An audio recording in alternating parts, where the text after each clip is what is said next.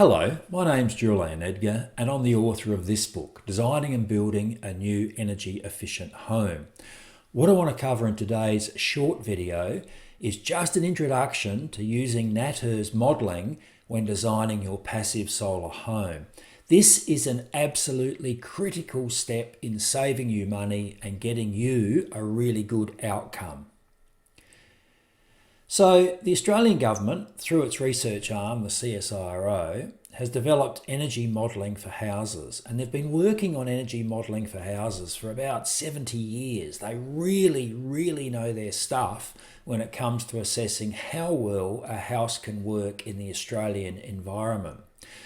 The software package is called NatHERS and is most often used for giving a star rating to house design. So you've probably heard how modern new houses have to have a 7-star rating, at least ostensibly, and this software is used to prove whether the house has a 7-star rating.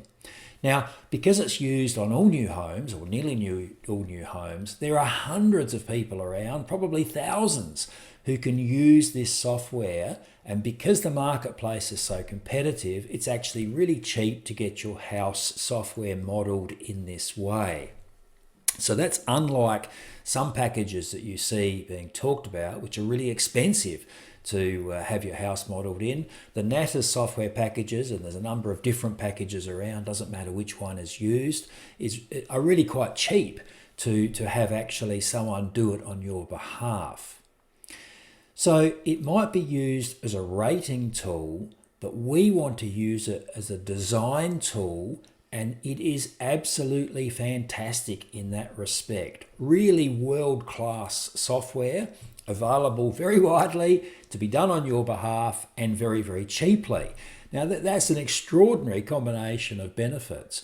And when I talk about cheaply, compared with the cost of making a decision on the house, will I use these windows or these windows, the cost of having the software modelling done is just absolutely trivial.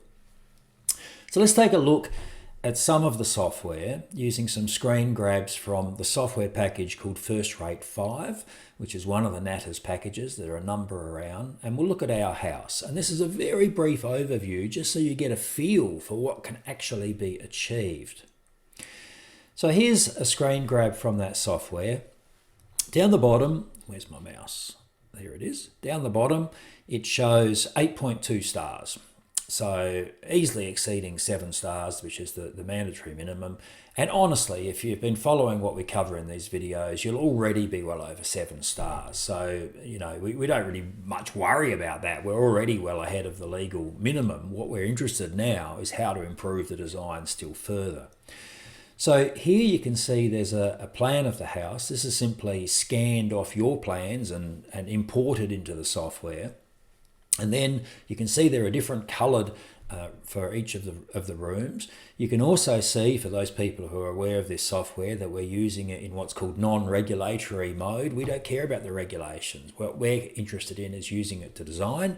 And so I've put some obstacles here, which are actually trees. We're allowed to put trees in, even though the software is not usually used like that. Here we can use it like that.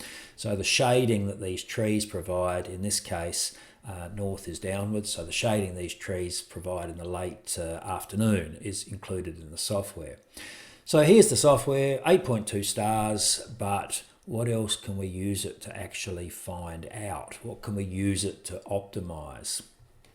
Well, if we go back over here, here's the first really exciting thing.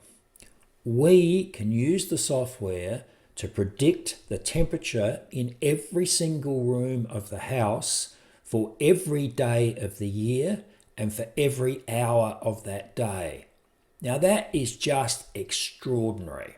What we can do here, we've got the 1st of March at 7:31 in the morning, and the software is predicting these temperatures inside the house. 21 in our kitchen, 23 in bedroom 2, 22 in my office, 21 in the library, that's what that big room is, and so on.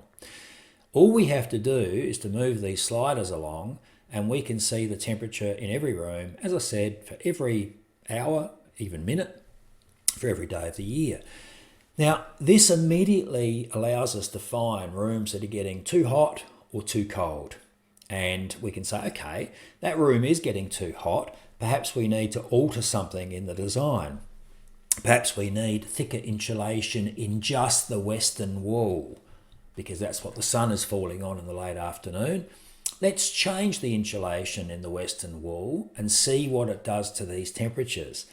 Now you can start to see how extraordinary the software is because you are no longer guessing. You are using a computer model to help you work out what changes will be most effective.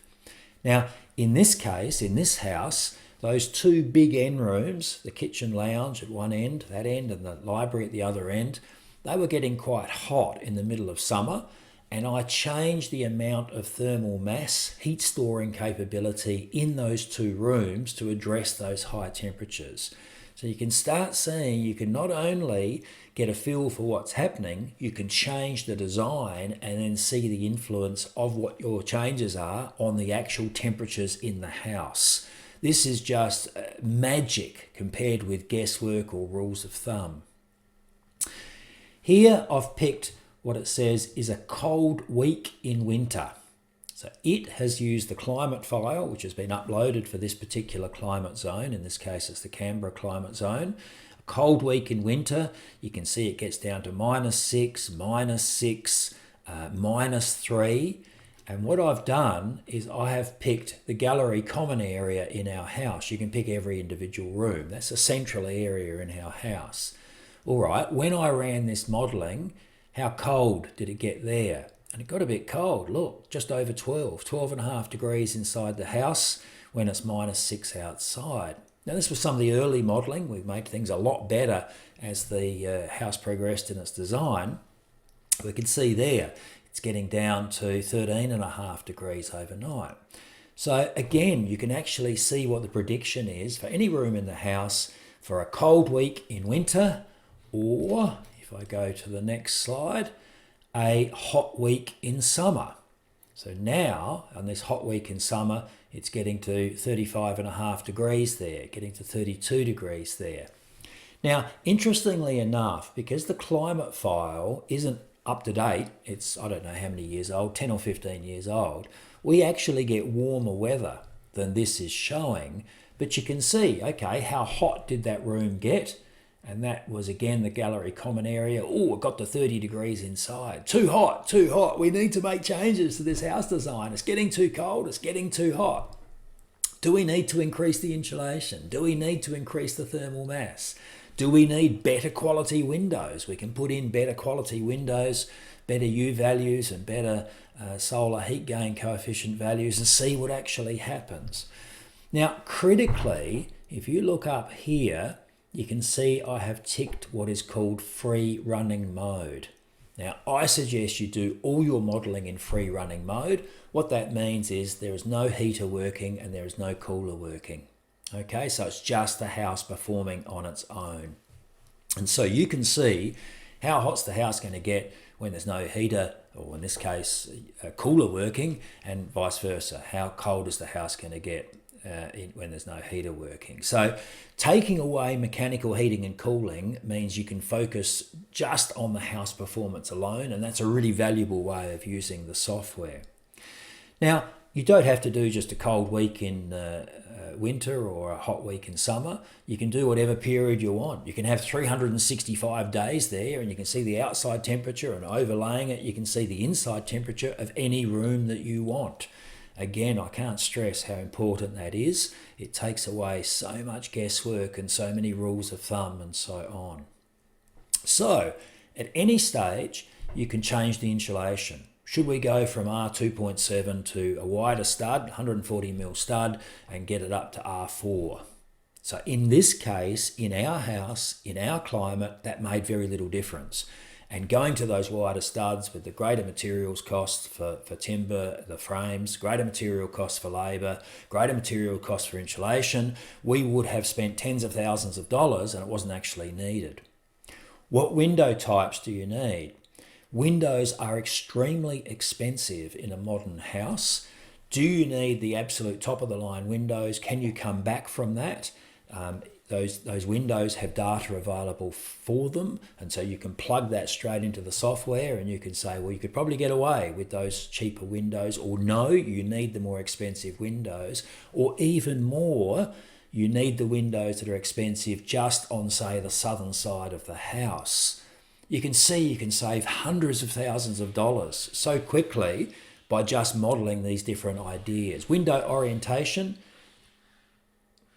What's that noise? That's my cat scratching at the door. Never mind, we'll keep on going on.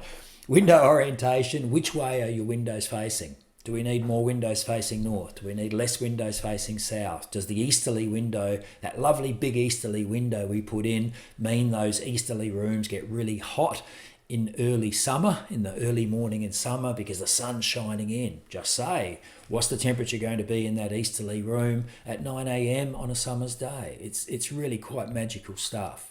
Internal thermal mass, what difference does it make if we put brick walls inside our house as the internal walls and therefore add thermal mass? You can change nearly everything and model it.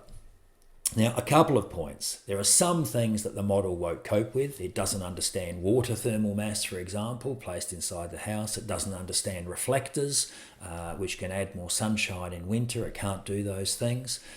The other thing, of course, it's a model. It's a computer model. Now, I have found it to be very, very good, very accurate, especially in the relative temperatures in different rooms. When I've been logging our house, which was built using this model, if it says that room is going to be hotter in summer than that room, it has been. All right, it really has been that good at actually estimating which are the hot rooms, which are the cold rooms, and so on. But it is a model. You can't expect it to be perfect in every respect, but it is infinitely better than rules of thumb, guesswork. Oh, I think in that climate you need R4 or those sorts of things. This allows you to actually change those things and see the predicted response to that. If you are building a passive solar home, get NatHERS modelling done at a very early stage. You'll need to tell the energy rater, once I'm past 7 stars, don't stop. What I'm interested in is actually optimizing the house. And here's a list of things I want you to try, and can you give me the energy ratings? You can do it in stars. Can you give me the energy ratings for each of these different modifications? So you obviously need to say that to the modeler right from the beginning. This isn't just a tick the box exercise. This is a design exercise where I want you to try lots of different iterations, and obviously they'll charge on that basis. But look, once the model is in there, once the house is in the model, changing, say, the insulation in one room and then running the simulation takes a minute, 2 minutes. So it's not like the cost is going to double every time you run another simulation. It shouldn't be anything like that at all. And remember also, you want it done in free running, so no heating or cooling, and you want it done out of regulatory mode. Okay, so you can add trees for shading, you can do all sorts of things that better reflect the reality of how your house is going to be. It's an extraordinary tool. It's a vital tool. It's, as far as I know, unique to Australia in terms of the degree of definition it goes into. It's dynamic modelling. It's dynamically modelling heat flows in and out and storage heat flows. It's got all of our climate files in there. You can even put in predicted global warming data. There are climate files available that predict global warming for each of the Australian locations, each of the Australian climate zones, so you can model what your house is likely to perform like over the next 50 years. I can't speak highly enough of this software. It really is extraordinarily brilliant. And if you read anyone saying, the NatHERS software, that's no good, they basically don't know what they're talking about, or they're pushing some expensive alternative. The book, Designing and Building a New Energy Efficient Home, of course, I cover NatHERS modelling within it. We use that extensively in the design of the house, especially in cost-benefit analysis. Should we spend the money on that, or should we spend the money on that? The book's out mid-late 2026. I'm waiting until I have a full year of data, logged data for the house before I publish that. But in the meantime, if you are designing your own house, absolutely use NatHERS data, NatHERS modelling, and contact an energy modeller and say, can you do this on our behalf? And you'll be stunned at the amount of data you can actually get out of that model. Thank you.